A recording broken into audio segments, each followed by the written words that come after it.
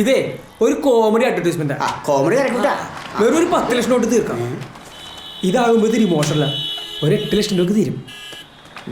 അല്ല ഇവിടെ സിസിഎസിന്റെ സിറിഞ്ച് മിക്കണല്ലേ? ആ അപ്പൊ ഒരു വയലൻസ് കൂടി പിടിച്ചാ പോരെ. ഒരു 12 lakhs പ്രൊഡക്ഷൻ കോസ്റ്റ് വരും.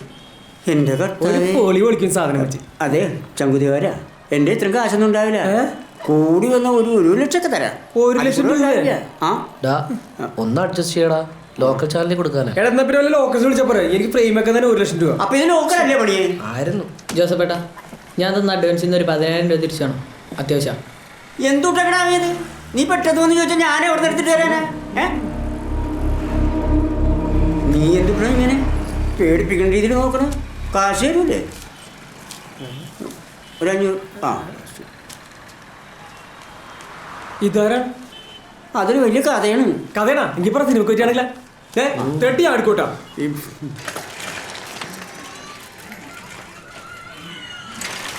ചേച്ചി, ഈ വെണ്ട സാബു നീ ചെറിയ ചെക്കനാണല്ലോടാ. എന്താ കോള്? അല്ല ഒന്നുമില്ല. ദാ അങ്ങോട്ട് പോ.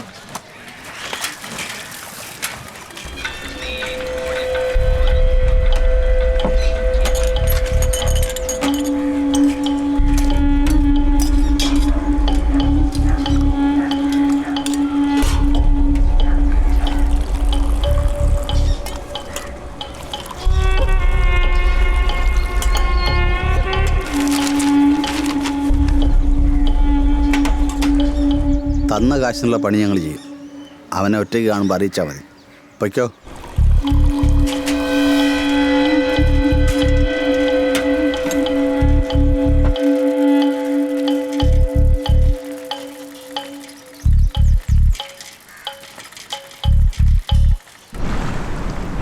പാലം പണി തീരുന്ന ദിവസം അടിക്കാൻ ഞാൻ മാറ്റി വെച്ചിരുന്ന ഈ സ്കോച്ച് ഞാൻ ഇപ്പം പൊട്ടിക്കണമെങ്കിൽ അതെനിക്ക് അത്രമാത്രം സന്തോഷമുള്ളതുകൊണ്ടാണെന്ന് തനിക്ക് മനസ്സിലാവില്ല മോനെ കൃഷ്ണ.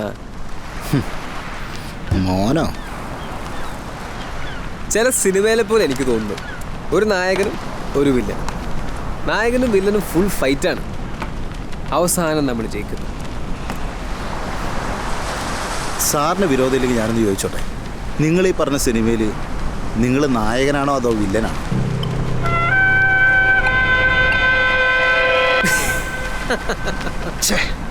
വേണ്ടാത്ത സമയത്ത് ഇങ്ങനെ ഓരോ ഡയലോഗ് കയറി വരും.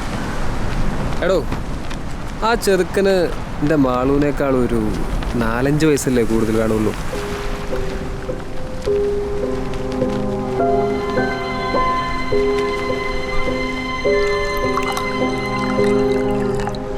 സാറേ, അന്ന് ഞാനൊരു മുടങ്ങിക്കിടക്കുന്ന ഷോപ്പിംഗ് കോംപ്ലക്സിൻ്റെ കാര്യം പറഞ്ഞു.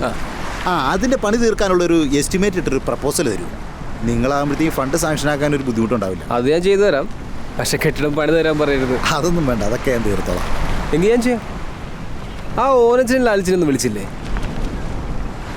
അവരൊന്നും ഇനി വരില്ല സാറേ. എല്ലാവർക്കും ആകെ വിഷമായിട്ടിരിക്കുക. ഓ,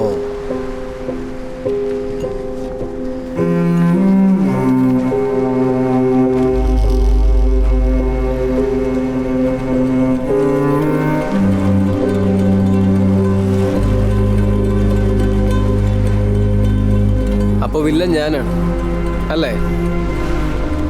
താൻ വിട്ടോ, പോസ്റ്റ് ആവണ്ട, ഞാൻ ലേറ്റ് ആവും.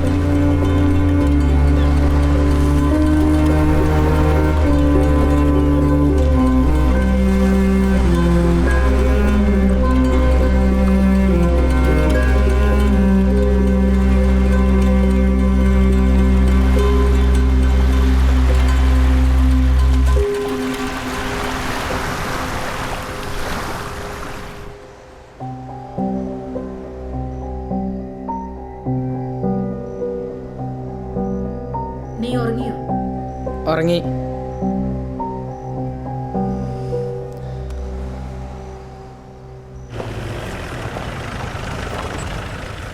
ഇത് തന്നെയാണോ?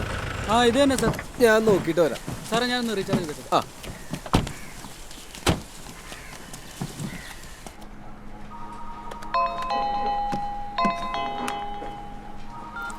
Hello sir. എന്തൊരു മോശം കൺസ്ട്രക്ഷൻ ആണോ? അത് നമ്മുടെ ഒരു പാർട്ടിക്ക് വേണ്ടിയിട്ടായിരുന്നു സാറേ. ഒരു പ്ലാനിങ്ങും ഇല്ല. അതിങ്ങനെ കോളായിട്ട് കിടക്കായിരുന്നു. അതാ സാർ. അയ്യോ സാർ, ഞാനും കൂടെ വരായിരുന്നല്ലോ. ഞാൻ വെറുതെ ടൗണിൽ പോകുന്ന വഴിക്കൊന്ന് കയറിയതാ. ഡ്രൈവറാ പറഞ്ഞത് ഇതാ കെട്ടിടമൊന്നും. ഇതൊരു മാതിരി പ്രേതാലയം പോലെ ഉണ്ടല്ലോ. ഏതായാലും ഞാൻ നോക്കട്ടെ. അപ്പൊ ശരി, ഞാൻ വിളിക്കാം.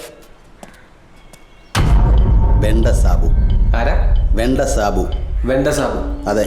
ആ, എന്തു വേണം? ഒരു കൊട്ടേഷൻ കിട്ടിയിട്ട് വന്നതാ. കൊട്ടേഷൻ? എന്ത് കൊട്ടേഷൻ? നിങ്ങളുടെ കൈയും കാലും തല്ലി ഓടിക്കാൻ. എത്രയും വേഗം ഇവിടുന്ന് പൊയ്ക്കോണം. ഇല്ലെങ്കിൽ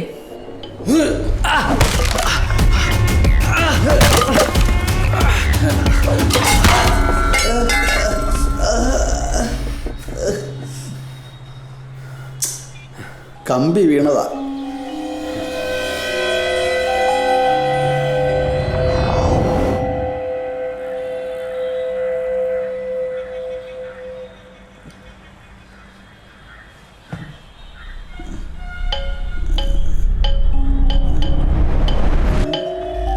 ബോധമില്ലാത്തതിനെ തല്ലിട്ട് കാര്യമില്ലല്ലോ. അതുകൊണ്ട് എനിക്ക് ബോധം വരാൻ വേണ്ടി കാത്തിരിക്കായിരുന്നു. ഇരുത്തരുത്, ഞാൻ പൊയ്ക്കോളാം. എനിക്ക് നാളെ മറ്റന്നാളും വേറെ വർക്കുള്ളതാ. കൊക്കോ, നിന്നെ വിട്ടതാരാന്ന് എനിക്കറിയാം. ഉദ്ദേശിക്കുന്ന ആളല്ലേ എന്നെ വിട്ടത്. പനിയായിപ്പോയി, ഇല്ലേ കാണിച്ചു തരായിരുന്നു.